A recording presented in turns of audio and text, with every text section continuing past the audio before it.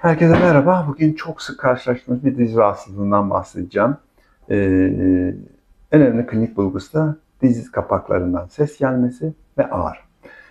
Nedir bu hastalık? Kondromalazi patella, yani diz kapağının, Türkçeleştirirsek diz kapağının kıkırdağının yumuşaması, yıpranması demek. Şöyle maket üzerinde göstereyim. Bu dizimiz. Burada da bir patellar tendoncu diz kapağımız var. Bu diz kapağının bu yüzeyiyle bu karşı yüzey arasında bir eklem var. Bu diz kapağı burada bu eklem yüzeyinde hareket ediyor. Bu kıkırdak yüzeylerin pürüzsüz olması lazım. İçeride bir diz eklem sıvısı var. Bu sıvı bu kayganlığı sağlıyor ve diz kapağı burada pürüzsüz bir şekilde hareket ediyor.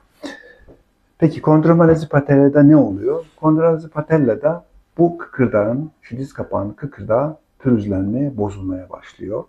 İlk bulgusu da dizden arada kıtırtı şeklinde sesler gelmesi ve diz ağrısı. Bu diz ağrısı ne zaman oluyor? Özellikle merdiven çıkarken, merdiven inerken, diz katlı kaldığında veya diz katlı kaldıktan sonra uzun açarken, çömelirken ve uzun süre katlı pozisyonda kaldıktan sonra düzeltirken ses ve ağrı olur.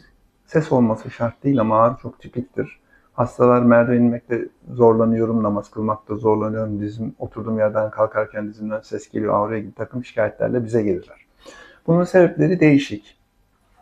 En önemli sebep dizin mekanik olarak ideal yapıda olmaması. Yani şu diz kapağının bu yuvası sığ olabiliyor bazen. Diz kapağının kıkırdağıyla bu karşı uyumsuz olabiliyor.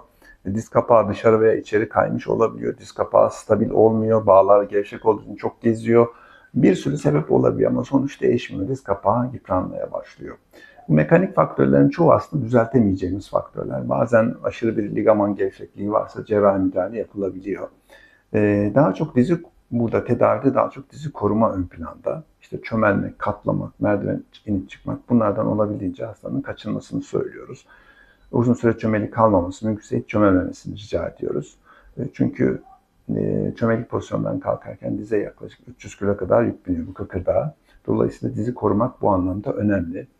İşte dubleks ev, asansörsüz ev bu anlamda risk faktörü. En önemli sebeplerden biri de kilo. Aşırı kilolu hastalarda bunu çok görüyoruz. Çünkü dize aşırı yük geliyor.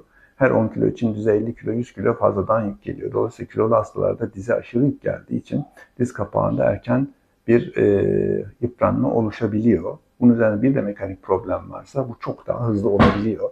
Dolayısıyla kilo kontrolü, dizi korumak çok önemli. Bir de egzersiz, tabii diz kapağını stabilize edici, diz kaslarını kuvvetlendirici egzersizler veriyoruz. Yani diz egzersizleri, dizi korumak ve kilo kontrolü olmazsa olmazlarımız tedavide.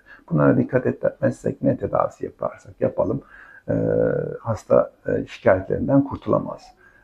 Bunlara ek olarak peki ne yapıyoruz? En çok son dönemde biyolojik tedavileri kullanıyoruz. Biyolojik tedaviler nedir? PRP, egzozom gibi, kök hücre gibi diz kapağının, kıkırdağının tamirini sağlayan tedaviler. Bunlar biyolojik tedaviler diyoruz. İşte kanı alıyoruz, santrifüjden geçiriyoruz.